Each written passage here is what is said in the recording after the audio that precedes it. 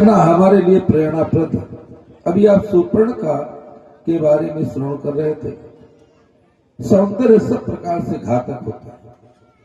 नारी का सौंदर्य कहां पर आवश्यक है, कहां पर अनावश्यक, कहां पर सृजनकारी है, कहां पर विनाशकारी है, हमारे समाज को भली भांति समझ लेना चाहिए। ऐसा नहीं, यदि हम अनुचित चलते हैं तो हमारी महत्ता भी उस समय काम नहीं आती।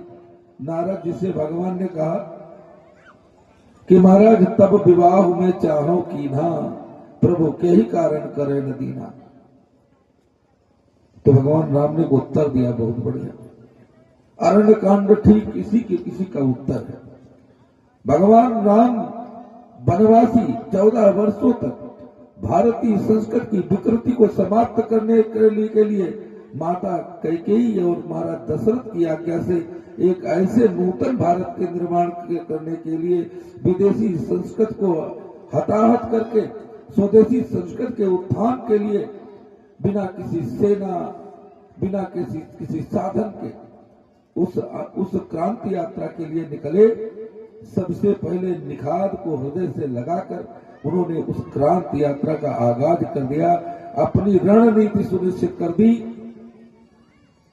वह रणनीति अर्थात समरसता, सबरी गीत सुसेवक सुगत दीन रघुनाथ, और अंततो गत्वा तपस्वी वेशमी वह तीनों पत्नी और छोटे भाई के साथ क्रमशः चित्रकूट से होते हुए पंचवटी पहुंचे।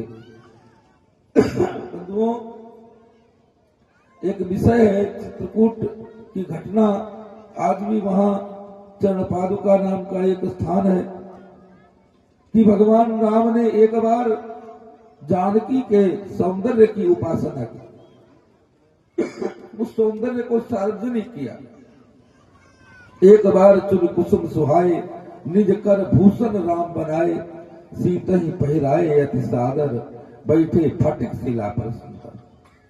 अब जब नारी का सौंदर्य सार्वजनिक हो जाता है तब वह विनाशकारी होता है।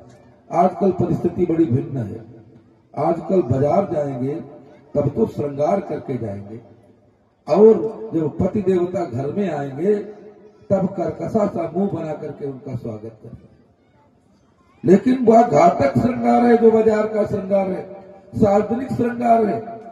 जानकी का जब ही श्रृंगार किया भगवान राम ने, सुरपति सुत धरि बायस भेसा, सठ चाहत रघुपति बल देखा, सीता चरण चोच हति भागी।